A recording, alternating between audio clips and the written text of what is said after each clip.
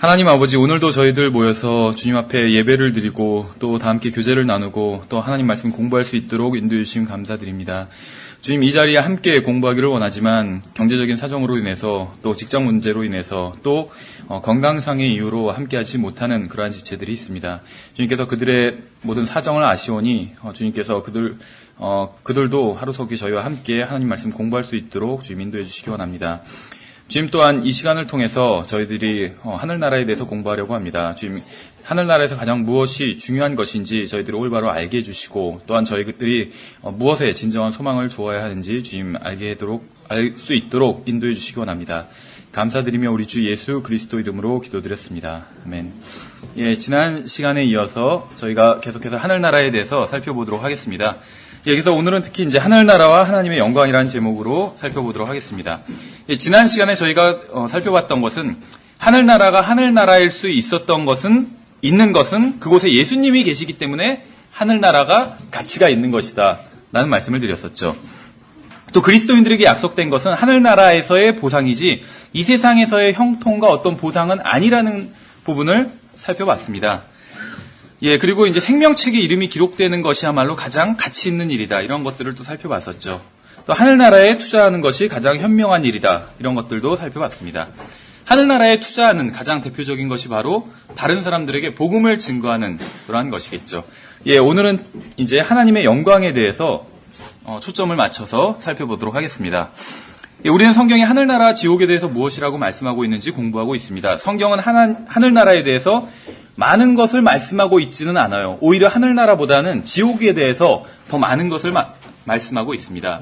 그런데 이제 성경에서 하늘나라나 지옥보다 더 많은 부분을 할애해서 말씀하고 있는 것이 있어요. 그것이 바로 하나님의 영광과 특히 성경의 주인공이신 예수 그리스도에 대한 말씀입니다. 왜냐하면 하나님께서는 우리가 하늘나라보다 예수님에 대해 더 많이 마음을 두기를 원하시기 때문에 하늘나라보다는 예수님에 대해서 더 많은 것을 말씀하고 있어요. 예수님이야말로 하늘나라의 의미를 부여하시는 분입니다. 그러니까 하늘나라에 갔는데 예수님이 계시지 않다면 거기는 하늘나라가 아닌 것이에요. 예수님께서 계시다면 그것이 하늘나라인 것이에요. 만약 여러분이 하늘나라에 갔는데 예수님이 거기 계시지 않다면 그것은 어떻게 보면 어떤 의미에선 박물관이나 다름없을 것입니다. 그렇죠. 쭉 둘러보는데 뭐 멋있는 게 많이 있겠죠. 하늘나라에는 뭐 보석으로 된 여러 가지들이 있고, 그런데 예수님이 계시지 않다면, 그렇죠. 모든 사람들에게 생명을 공급해 주시는 예수님이 계시지 않다면 진정한 생명은 거기에 없는 거예요. 예수님이 계시지 않다면 진정한 생명은 거기에 없어요. 그럼 구경 대충 하고 나서 식사나 하러 가는 게 나아요, 차라리. 아무리 멋진 것이라도 질리게 마련이죠. 오직 무한하신 분만이 혼에 우리에게 만족을 줄 수 있습니다. 하늘나라에는 예수님이 계시기에 우리는 그곳에서 만족할 수 있는 것이죠. 따라서 우리는 하늘나라보다 그곳에 계신 예수님께 우리의 마음을 두어야 합니다. 요한복음 3장에 보시면 12절에서 예수님께서 이런 말씀을 하고 계세요. 내가 땅의 것들을 너희에게 말하여도 너희가 믿지 아니하거든 내가 하늘의 것들을 너희에게 말하면 어떻게 너희가 믿겠느냐 이렇게 말씀하셨어요. 이게 주님께서 이 문제에 대해서 가지고 계신 관점이라는 것이죠. 주님께서 사람들에게 땅에서의 일들에 대해서 말씀해 주셨지만 사람들이 받아들이지 않았습니다. 그러니까 하늘나라는 사람들의 상상을 뛰어넘는 것이에요. 따라서 이 땅 위에서의 일도 받아들이지 못하는 사람들에게 하늘나라에 대한 이야기를 해봐야 받아들이지 못하리라는 것은 어떻게 보면 자명한 일이겠죠. 하나님께서는 우리가 6 날개에 내 얼굴을 가지고 있는 창조물의 마음을 뺏기지 않기를 바라십니다. 이런 창조물이 성경에 나오죠. 날개가 6이고 얼굴이 4개나 있는 그런 창조물들이 나와요. 우리의 마음이 이런 것에 뺏기기보다는 이웃에게 복음을 전해야겠다는 생각으로 가득 차기를 원하세요. 또 주님께서는 우리의 마음이 형제 자매들에게 선을 행하는 것으로 가득 차기를 원하십니다. 그래서 성경에서는 하늘나라에 대한 말씀보다 우리가 이 땅에서 그리스도인으로서 어떻게 살아가야 하는지에 대한 말씀이 훨씬 더 많이 있는 것이에요. 우리는 많은 경우에 있어서 무엇이 핵심적인 것이고 또 무엇이 부수적인 것인지 분별하지 못할 때가 있습니다. 그렇죠. 이 세상의 일에 있어서도 중요한 것과 덜 중요한 것, 이것을 구분할 수 있는 게 하나의 큰 능력인 것 같아요. 그런데 신앙생활에서도 마찬가지라는 것이죠. 중요한 것이 있고 좀 덜 중요한 것이 있습니다. 하나님께서는 그러한 우리의 성향을 잘 알고 계세요. 하늘나라의 핵심적인 요소는 어떤 그룹이나 스랍이나 아니면 왕자를 둘러싼 무지개나 이런 것들이 아니라는 것입니다. 그럼 하늘나라에서 가장 핵심적인 것은 무엇이냐면 바로 그 왕자 위에 앉아 계신 분이라는 것이죠.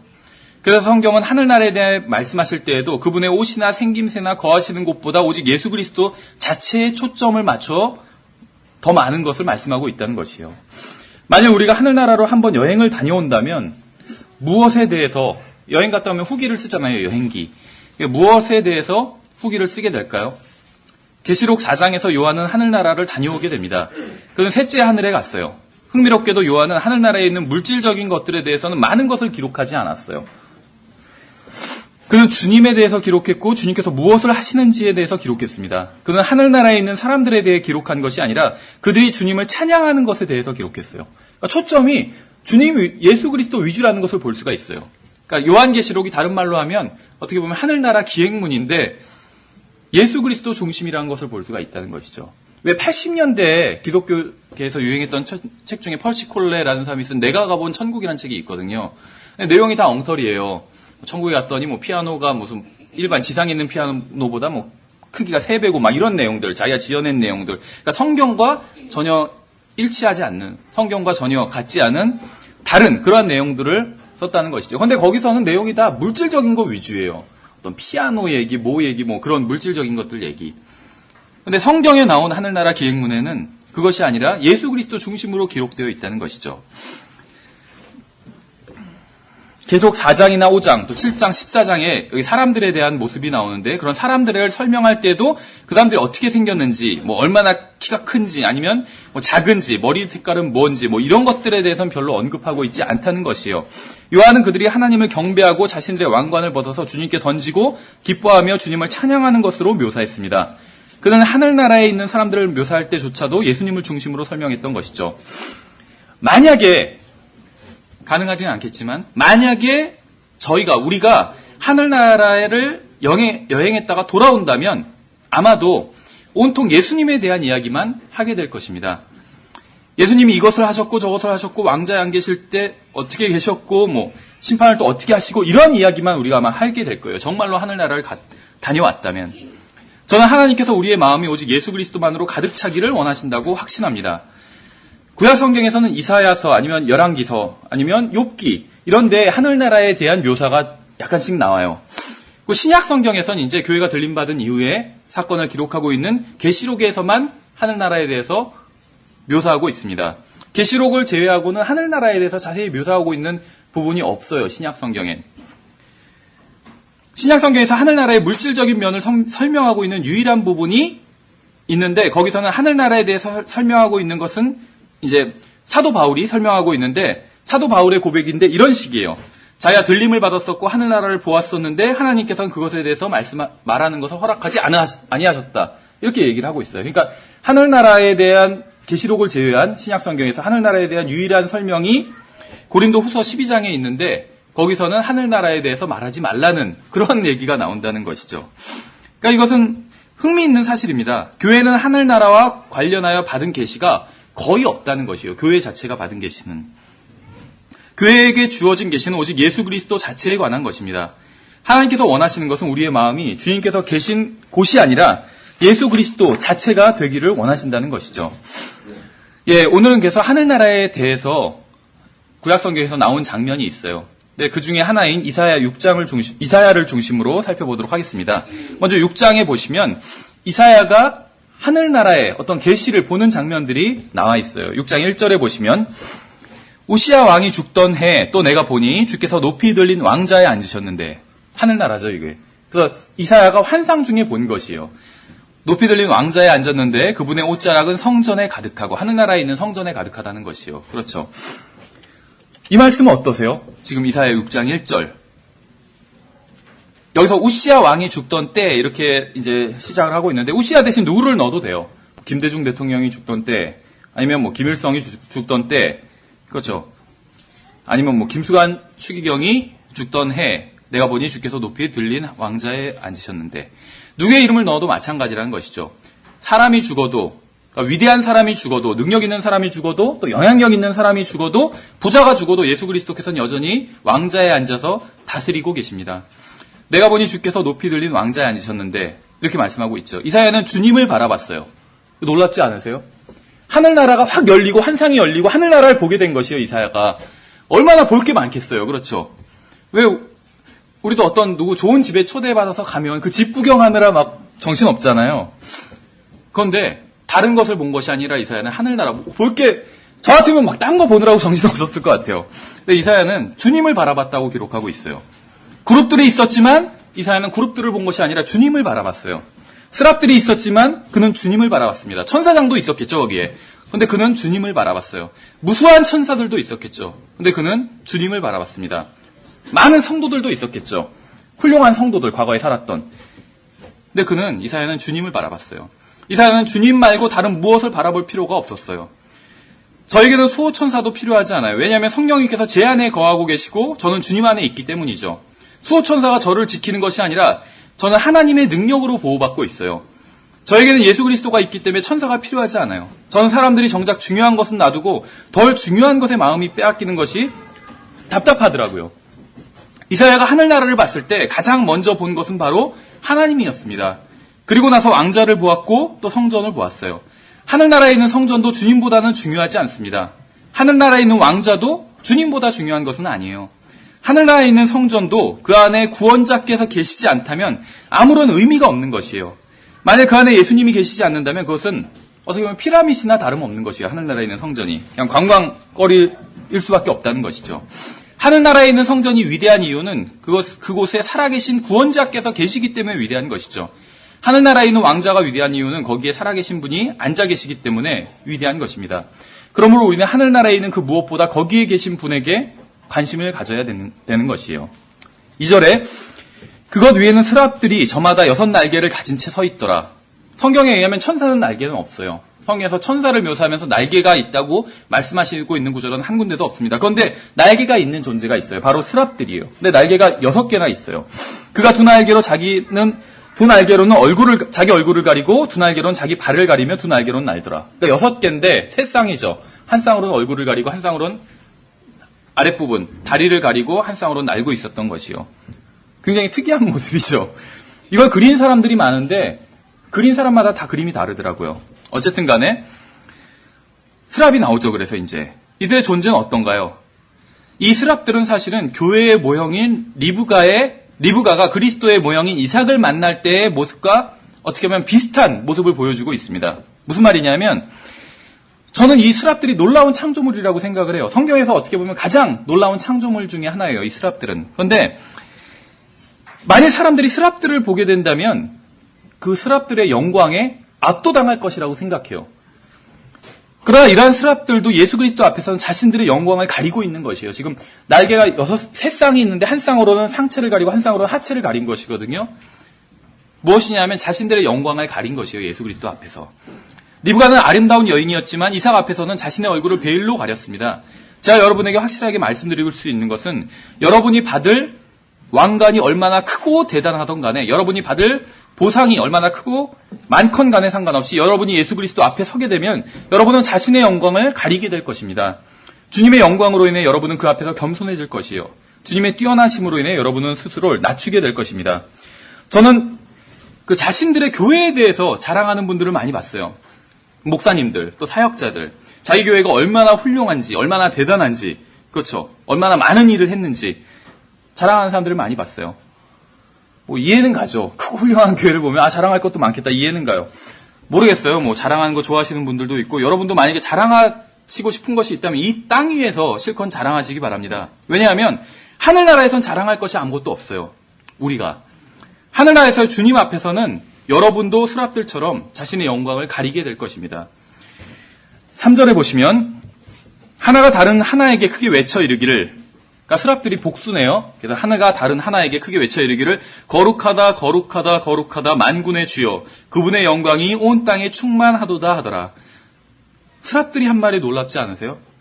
스랍들의 관심은 온통 주님께 가 있었습니다. 그들은 오직 주님의 거룩하심만을 생각했어요. 그들의 마음을 사로잡고 있던 것은 오직 주님의 거룩하심이었어요. 그들은 주님을 높이고 주님을 증거했습니다. 그들은 우리 하나님은 거룩하신 분이라는 사실로 서로를 세워주고 있었어요. 자기 혼자 생각한 것이 아니라 한 스랍이 다른 스랍에게 그렇게 말한 것이잖아요. 아버지 하나님이 거룩하고 아들 하나님이 거룩하고 성령 하나님이 거룩하다고 그렇게 말하고 있는 것이죠. 그것이 그들의 관심사였어요. 그들은 하나님의 거룩하심에 관심이 있었습니다. 우리도 이 스랍들처럼 주님의 거룩하심에 사로잡힐 필요가 있습니다. 그분의 영광이 온 땅에 충만하도다. 이렇게 말씀하고 있어요. 그런데 이사야가 살던 시대 이사야서의 앞부분을 보시면 1장에 보시면 당시 사람들이 얼마나 타락했는지 고발하는 내용이 나옵니다. 또 3장에서도 하나님의 심판에 대한 내용이 나와요. 이사야서 1장부터 5장까지 다루고 있는 내용은 이 세상이 얼마나 타락하고 썩었는지를 보여주고 있는 것입니다. 그런데 지금 스랍들은 그분의 영광이 온 땅에 충만하도다 이렇게 얘기하고 있어요. 어떻게 이러한 고백이 가능할까요? 그것은 그들의 마음이 온통 주님으로 사로잡혀 있었기 때문에 가능한 것이었습니다. 스랍들의 시선은 주님께 고정되어 있었고 그래서 그들이 바라보는 것은 오직 주님의 영광이었어요. 그들이 바라보는 것은 주님의 거룩함이었던 것이죠. 스랍들이 보던 것은 주님의 위대함이었습니다. 여러분은 무엇을 바라보고 계신가요? 혹시 이 세상의 잘못된 것들, 또 더러운 것들, 불결한 것들, 경건하지 못한 것들, 영적이지 않은 것들, 바르지 못한 것들, 이런 것만 바라보고 계시진 않으신가요? 저도 그 TV를 거의 보지는 않는데, 이제 부모님 지금 같이 살면서 부모님이 이제 TV를 많이 보시거든요. 근데 이제 특히 뭐 뉴스 같은 건 굉장히 많이 보세요. 그럼 뉴스를 보면 좋은 것보다는 나쁜 내용들이 더 많이 나오잖아요. 그렇죠? 그럼 이제 그 뉴스를 같이 이제 부모님이랑 보면은 이렇게 욕을 리얼하게 막 하세요. 그런 뉴스에 나오는 사람들을 보고. 어떤 뭐 살인자라든지 아니면 정치인이라든지 주로 이런 사람들이 대상이겠죠. 그래서 신문이나 뉴스를 보면 뭐 정치, 종교, 무슨 교육, 이런 데 전반적으로 다 썩었다는 것을 알 수가 있어요. 그렇죠. 다 부패했고. 물론 일부 정직한 사람들도 있지만 사실은 일부가 썩었다고 보기엔 너무나도 많은 사람들이 부패했어요. 사실. 잘못된 관행들이 성행하고. 그렇죠. 그런데 모든 것이 다 썩어 빠진 것은 아닙니다. 썩지 아니하시는 분이 계세요. 그렇죠. 모든 것이 다 잘못된 것은 아니에요. 올바른 분이 계시죠. 모든 것이 다 더러운 것은 아닙니다. 깨끗하신 분이 계세요. 이사야가 만약에 스랍들과 대화를 나눌 수 있었다면 어떤 이야기를 했을까요? 아마 이런 이야기를 했을 거예요. 스랍들이여, 여기를 한번 보십시오. 예루살렘은 타락했습니다. 그럼 스랍들이 이렇게 대답했을 거예요. 거룩하다, 거룩하다, 거룩하다 만군의 주여. 그럼 이사야가 다시 스랍들이여 이것을 보시오. 사람들이 탐욕에 쩔어 있고 도둑질하고 사기를 치고 있습니다. 그럼 스랍들은 다시 거룩하다, 거룩하다, 거룩하다 만군의 주여. 이렇게 얘기했을 거예요. 다시 이사야가 스랍들이여 보세요. 여긴 죄가 넘쳐나고 있습니다. 그럼 스랍들이 우리는 그러한 것을 보기 원치 않습니다. 오직 거룩하신 주님만을 바라볼 것입니다. 우리의 마음은 세상 것들이 아니라 주님으로 충만할 것입니다. 이렇게 얘기할 겁니다. 스랍들은. 하나님께서는 지금도 건재해 계십니다. 그분의 영광이 온 땅에 충만하도다. 성경이 이렇게 말씀하고 있죠. 여러분이 무엇을 바라보느냐에 따라서 보이는 것이 달라질 것입니다. 여러분의 마음이 무엇으로 충만한지에 따라서 보이는 것이 달라질 것이요. 똑같은 교회를 보는데도 한 사람의 눈에는 거듭나고 회개하여 새로운 창조물이 된 그리스도인들이 보이고 다른 사람 눈에는 그저 위선자들만 보일 수도 있다는 것이죠. 똑같은 곳에서 똑같은 사람들을 보는데 서로 다르게 보이는 것이요. 이것은 전적으로 보는 사람의 마음이 무엇으로 가득 차 있는지에 달려 있다는 것이죠. 보는 사람에 따라 온 세상이 죄악으로 충만해 보일 수도 있고 또 하나님의 영광으로 충만해 보일 수도 있습니다. 이렇게 마음이 무엇으로 가득 차 있는지에 따라 보이는 것도 다르다는 것이죠. 4절, 5절에 보시면 그 외치는 자의 음성으로 인해 문기둥들이 흔들리며 그 집이 연기로 가득하게 되니라. 그때 내가 이르기를 내게 화가 있도다. 나는 이슬이 부정한 사람이요 이슬이 부정한 백성의 가운데서 한가운데 거함으로 망하게 되었나니 내 눈이 왕 곧 만군의 주를 보았도다 하였더라. 무슨 장면이냐면 지금 이사야가 환상 중에 지금 하늘나라를 보고 있는 것이에요. 그 중에서 하나님을 바라보고 있는 것이죠. 이사야가 하나님을 만난 것이에요. 물론 그전에도 하나님을 알고 있었지만 어떻게 보면 욥이 하나님을 알았지만 욥기의 그런 고난을 통해서 나중에는 하나님을 정말 어떻게 보면 얼굴과 얼굴을 맞대고 직접 만나게 된 것이잖아요. 그것과 지금 동일한 경험을 한 것이요. 그랬던 이사야가 어떻게 되었나요? 겸손해졌어요. 그러니까 하나님을 만난 사람은 겸손해질 수밖에 없습니다. 주님의 면전에 다가갈수록 더 겸손해질 수밖에 없는 것이죠. 우린 죄악될 인간들 가운데 있습니다. 우린 또 주님께 받아들여지기를 원해요. 이사야는 왕자에 앉아 계신 하나님의 영광스러운 모습을 보자 자신이 하나님의 영광에 이르지 못하는 존재임을 깨닫게 된 것입니다. 사람들끼리 비교하는 것은 의미가 없어요. 성령님의 기준은 사람이 아니라 예수 그리스도입니다. 우리가 아무리 선하고 훌륭한 삶을 산다 할지라도 완벽함에 이를 수는 없죠. 예수 그리스도와 비교한다면 우리는 하나님의 영광에 이르지 못하는 존재라는 것이죠. 예수 그리스도와 비교하면 모든 영광은 오직 주님께만 가야 한다는데 동의할 수밖에 없다는 것입니다. 저는 우리 교회로 인해서 하나님께 감사를 드립니다. 저에게는 두말할 필요도 없이 우리 교회가 좋은 교회입니다. 만약 우리 교회가 부족해 보이고 좋아 보이지 않는다면 더 좋은 교회로 가시면 돼요. 더 좋은 교회가 분명히 있을 거예요. 우리 교회보다. 그렇죠. 우리 교회가 마음에 들지 않으면 여러분이 만족할 수 있는 더 좋은 교회로 가서 기쁜 마음으로 거기서 주님을 섬기시면 됩니다. 저는 여기에 함께 모여있는 여러분들로 인해서 또 주님께 감사를 드립니다. 여러분과 함께 신앙생활을 한다는 것 자체가 저에게 큰 힘이 됩니다. 주님을 헌신적으로 섬기고 또 다른 지체를 세워주는 일을 하시는 분들이 있어요. 그런 분들을 보면 또 감사를 드립니다. 주님께. 저는 우리 교회가 완벽한 교회고 우리 교회에서 하는 일이 모두 옳은 일이라는 그런 이야기를 하려는 것은 아닙니다. 자신의 교회가 최고의 교회라고 자랑하는 사람들이 있어요. 그러한 자랑은 오직 주님께로부터 시선을 돌렸을 때만 할 수 있는 자랑이라는 것이죠. 시선이 예수 그리스도께로 고정된다면 그러한 자랑을 하지는 못할 것입니다. 예수님과 비교하면 우리는 갈 길이 멀다는 것을 깨달을 수 있다는 것이죠.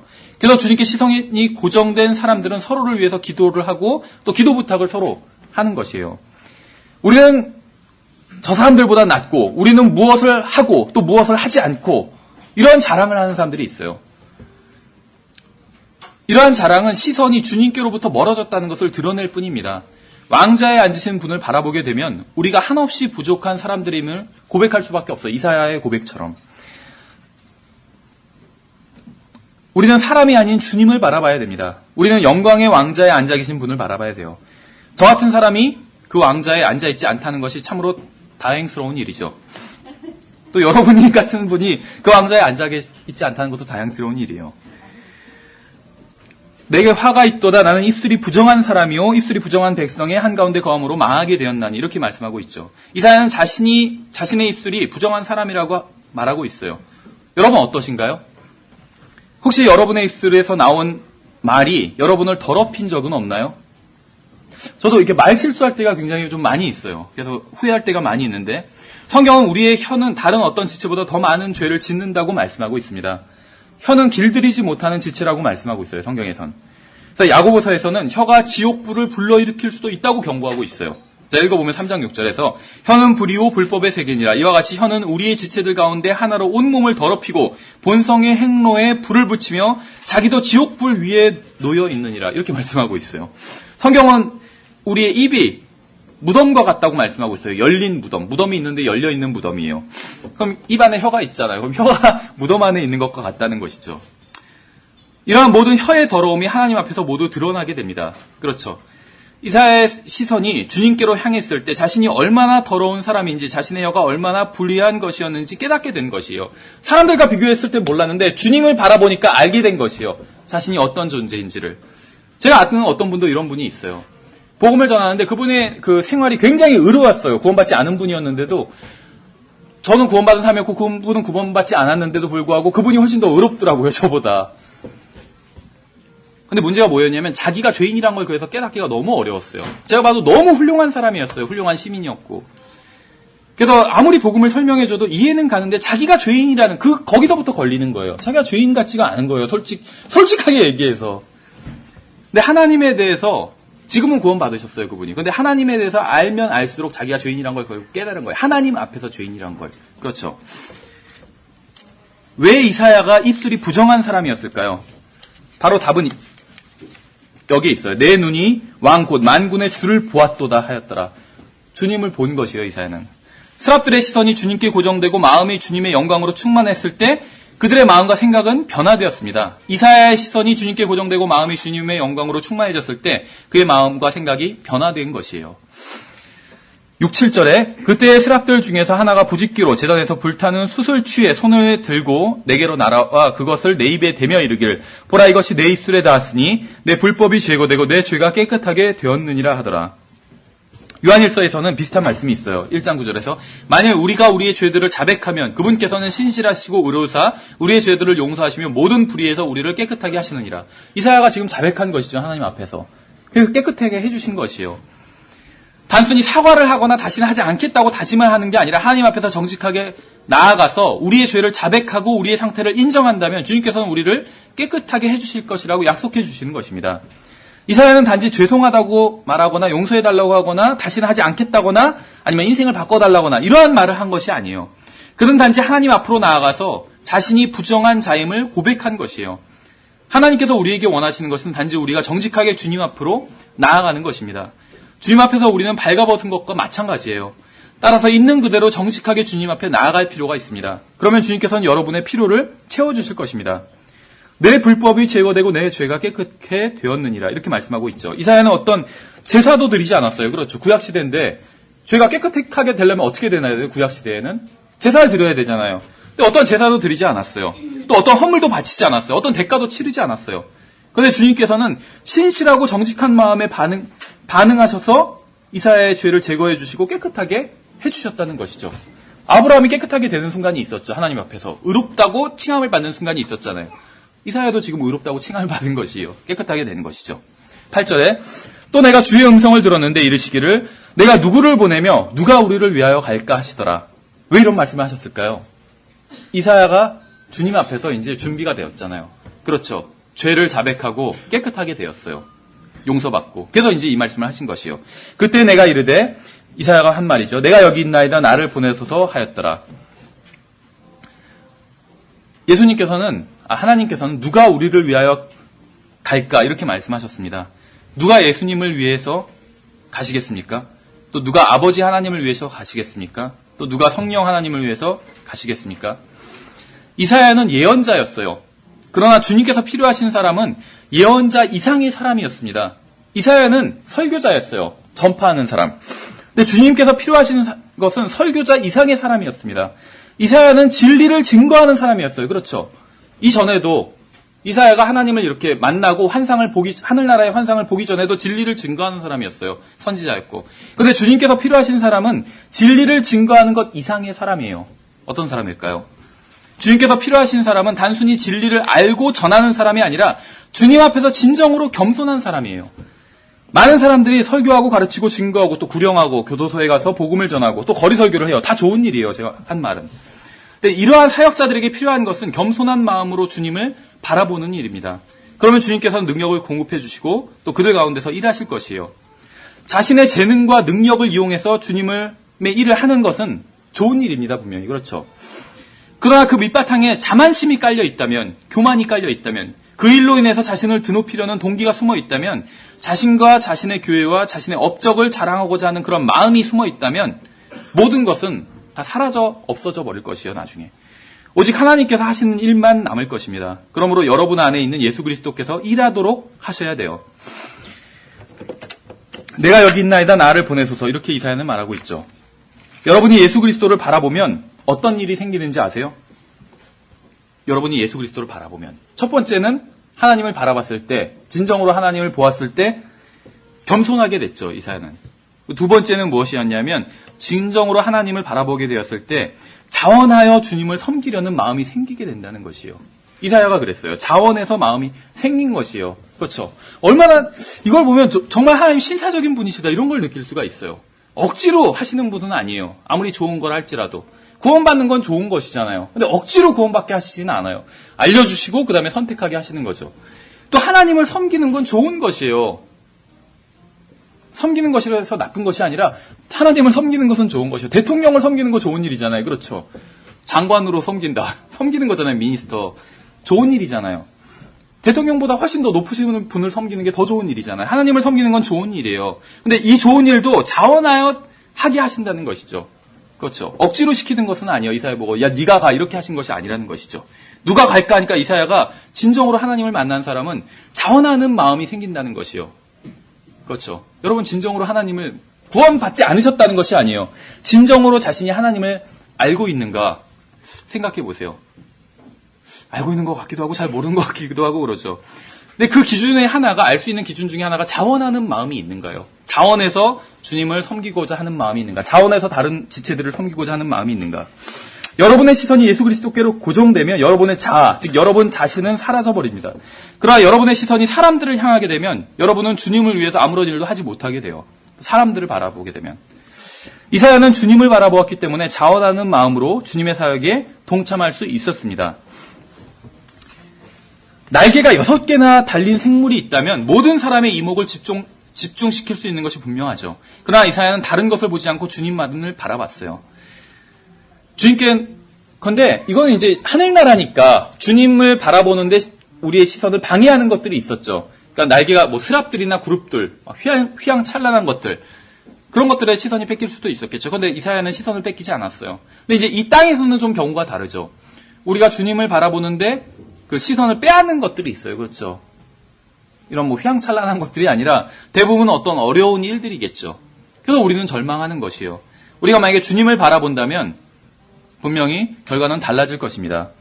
주님께서는 재능이 많은 사람을 선택하시는 것이 아니에요. 이사야를 선택하신 이유가 이사야가 재능이 탁월해서 선택하신 것은 아니라는 것이죠. 왜 선택하셨냐면 이사야를 선택하신 이유는 자신의 영광에 사로잡혔기 때문에 선택하신 것이에요. 주님께서는 능력이 많은 사람을 선택하시는 것이 아니라 겸손한 사람을 선택하신 것이에요. 이사야를 선택하신 이유는 겸손한 사람이었기 때문에 선택하신 것이죠.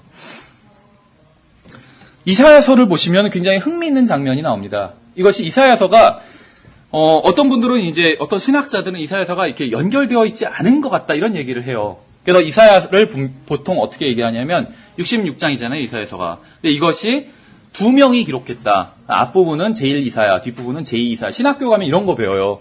이사야서는 이사야가 기록한 것이 아니라 2명의 다른 사람들이 짜집기 한 것이다. 더 공부를 많이 하는 사람일수록 더 저자가 많다고 그래요. 그래서 제3 이사야 이런 거 얘기하는 사람도 있어요. 그런데 성경에 보면 이사야 한 사람이 기록했어요. 그런데 이사야서가 가만히 보시면 어떤 그 안에서 어떤 연결되는 내용들이 계속 나옵니다. 처음부터 끝까지. 지금 앞부분에선 지금 이사야서는 하나님을 보게 된 것이죠. 그 변화를 받게 됐어요. 겸손하게 되었고, 또 하나님을 섬기고자 하는 마음이 자원해서 섬기고자 하는 마음이 되었고, 갖게 되었고, 또 준비가 되었어요, 이사야는. 그리고 나서 이제는 하나님께서 이사야에게 계시해 주시기 시작합니다. 진리들을. 그래서 구약 성경에 나오는 어느 누구보다도 가장 많은 계시를 받은 사람이 바로 이사야예요.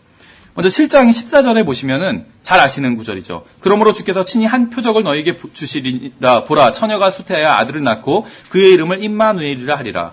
그래서 주님의 영광을 본 이사야는 메시아의 처녀 탄생의 영광도 보게 되었어요. 그렇죠. 환상 중에 다 보고 또 이 계시를 받게 된 것이죠. 이사야 9장에서는 잘 아시는 구절이에요. 9장 6절에서는 나오는 내용이 주님의 영광을 보고 또 주님께 자원하는 마음으로 나갔던 이사야는 주님의 초림과 재림의 영광도 모두 보게 됩니다. 이사야 9장, 6장, 7절에서 초림과 재림에 대해서 말씀하고 있어요. 또 이사야서 40장에서는 초림과 재림에 대한 내용이 좀 더 디테일하게 나와요. 그래서 예수님께서 처음 오실 때 그 앞에서 선두주자가 올 것이다. 그렇죠. 대통령이 갈 때 대통령이 바로 가는 것이 아니라 그 어떤 비서진들이 먼저 가잖아요. 그렇죠. 그래서 대통령이 와도 안전하게끔 또 모든 것이 다 준비되게끔 모든 준비를 해놓잖아요. 그래서 이 성경에서 왕의 선두주자가 나와요. 그게 바로 엘리야의 영으로 오는 침례인 요한이라고 말씀하고 있죠. 침례인 요한에 대한 예언을 보게 됩니다. 이사야 40장에서. 또 이사야 42장에서는 예수 그리스도의 은혜로운 지상 사역을 보게 돼요. 단순히 예수님께서 초림하실 것이다, 너에게 가실 것이다, 이것으로 계시가 끝난 것이 아니라 가서 어떻게 하시는지, 어떻게 은혜롭게 병든 사람들, 영적으로나 육신적으로나 고쳐주시고 희망을 주시는지에 대한 자세한 묘사가 나와 있다는 것이에요. 이것도 계시로 이사야가 받게 된다는 것입니다. 또 이사야서 55장에서는 예수 그리스도의 대속의 죽음에 대한 예언의 말씀이 있어요.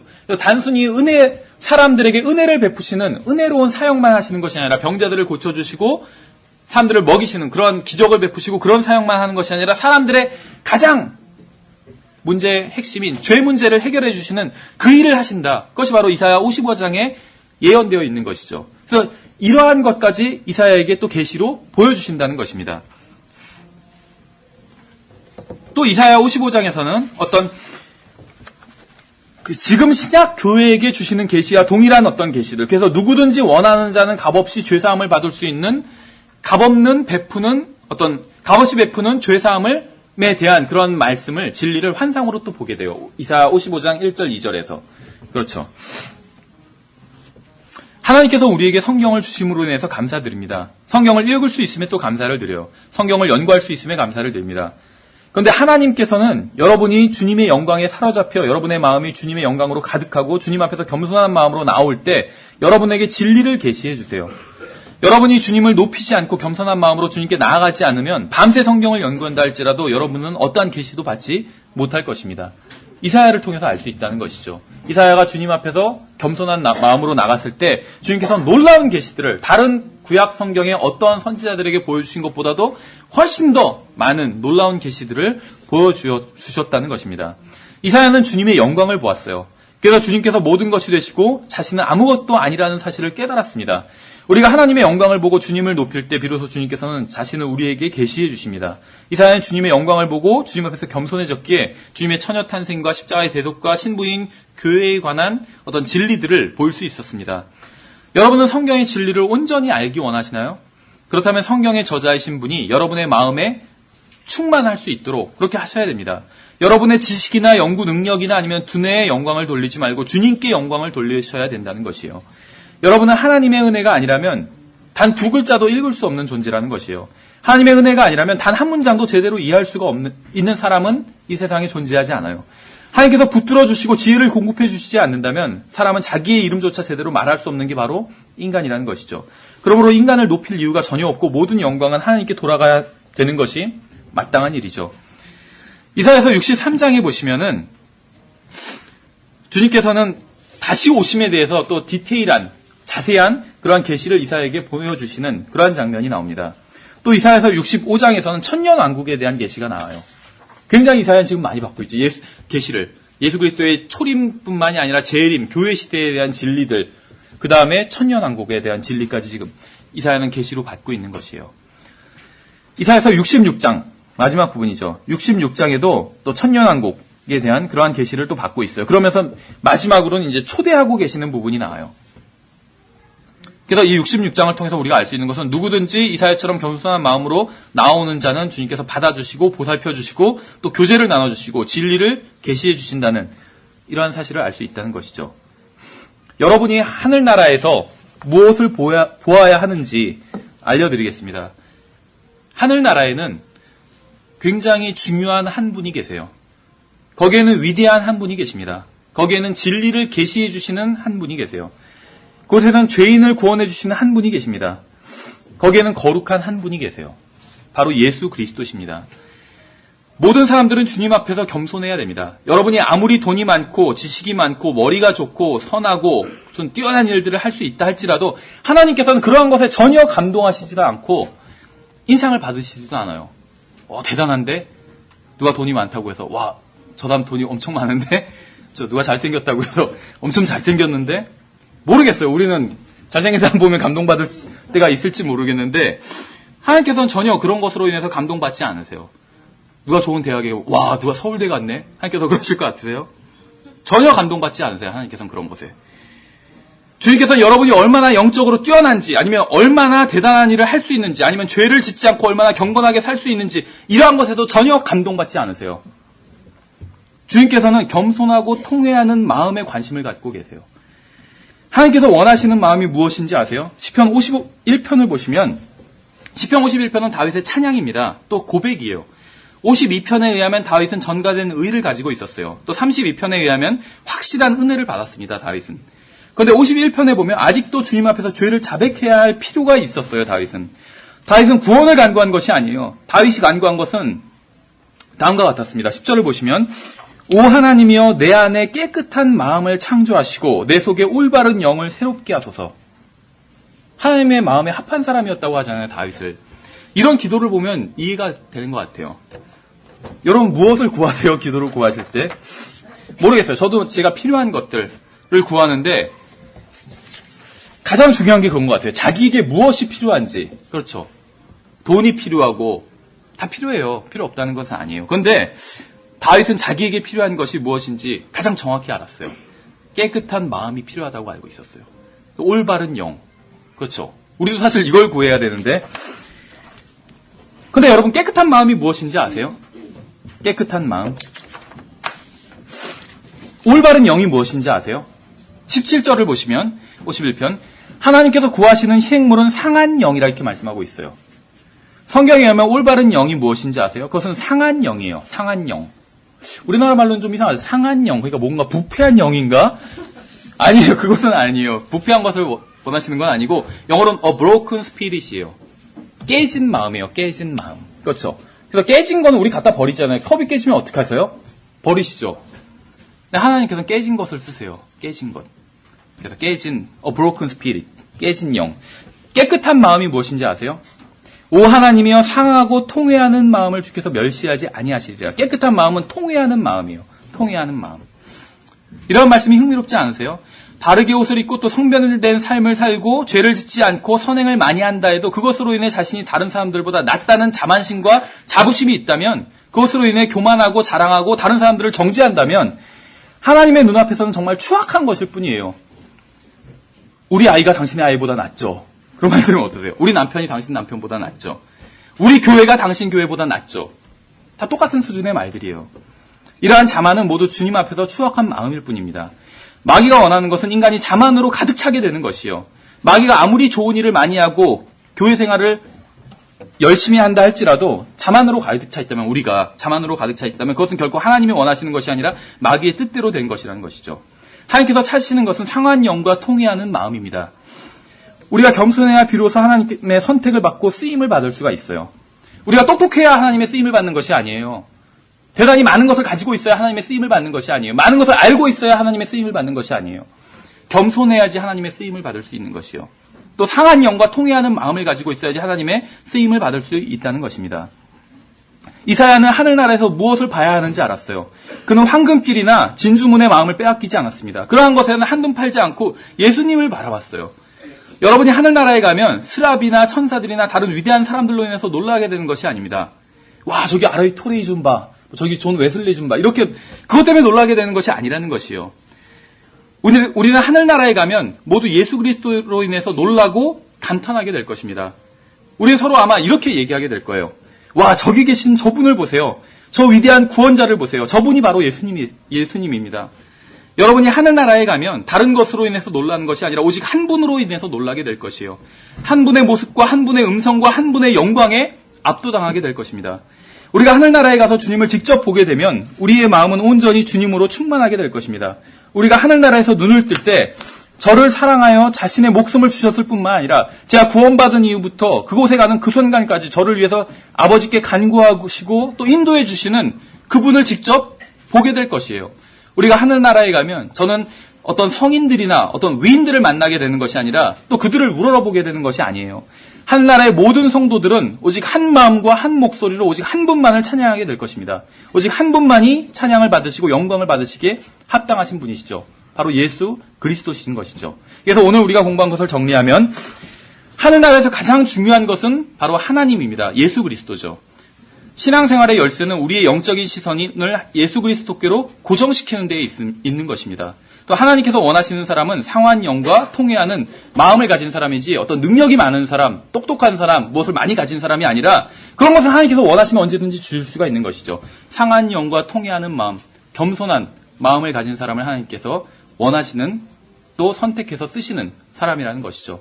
예, 그래서 오늘은 여기까지 하겠습니다.